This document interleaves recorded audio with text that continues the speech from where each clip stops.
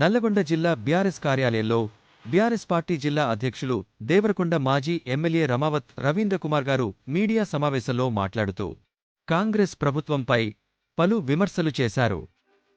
ఈ నూతన సంవత్సరంలో మీ అందరికీ కూడా మంచి జరగాలని చెప్పి బీఆర్ఎస్ పార్టీ తరఫున కోరుకుంటా ఉన్నాం. అదేవిధంగా ఈరోజు నల్గొండ జిల్లా ప్రజలందరూ కూడా సంతోషాలను దీక్షంగా వాళ్ళు కోరుకున్న పనులన్నీ కూడా సంవత్సర కాలం మొత్తం కూడా మంచి జరగాలని చెప్పి కోరుకుంటాం. ఈ కార్యక్రమంలో పాల్గొంటా ఉన్న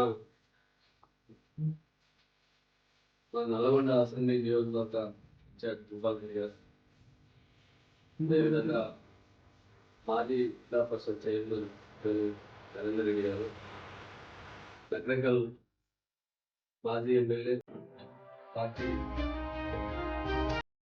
లింగయ్య గారు, మిర్యాలు కూడా మాజీ శాసనసభ్యులు పార్టీ బాధ్యులు భాస్కర్రావు గారు, నగరకల్ మన ఒంగోలు మాజీ శాసనసభ్యులు, అదేవిధంగా బాధ్యులు ప్రభాకర్ రెడ్డి గారు ఆధారపడి ఏవేవో మొక్కలు వేసుకొని ఏదో చిన్న పంటలు పండించుకునే అవకాశం ఉంటుంది.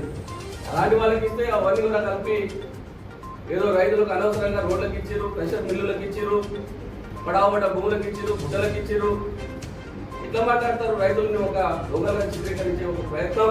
ఆ రకంగా రైతు బంధు పథకం నిర్వీర్యమైందని చెప్పి రానున్న రోజుల్లో రైతు భరోసా ద్వారా రైతులకు డబ్బులు సొమ్ము మిగిలించినట్టు మీరు డిక్లరేషన్ అంటే ప్రమాణ పత్రం ఇవ్వాలా? ఎందుకు మేము ఇచ్చినప్పుడు 70 లక్షల రైతుల యొక్క ఖాతాలు మీ దగ్గర ఉన్నాయి కదా, ఇన్ఫర్మేషన్ ఉంది కదా. పోనీ మీ ప్రభుత్వం వచ్చిన తర్వాత ప్రజాపాలనలో మీరు దరఖాస్తు పెట్టుకోమని చెప్పినారు. ఆ దరఖాస్తులలో మీరు ఇచ్చిన కాలంలో మరి 3వ 4వ కాలంలో మీకు రైతు భరోసా అర్హులని అంటే దాంట్లో ఈక్విటీ మీకు ఇచ్చిన దరఖాస్తులనే. అట్లా దాదాపుగా ఈ రాష్ట్రంలో 1,06,00,000 మంది రైతులు మాకు రైతు బంధు మేము గతంలో తీసుకున్నాం, ఇప్పుడు మాకు అవసరం ఉందని చెప్పి కూడా మీకు సమాచారం ఇచ్చినారు. అది సరిపోదా? ఎన్నిసార్లు దరఖాస్తు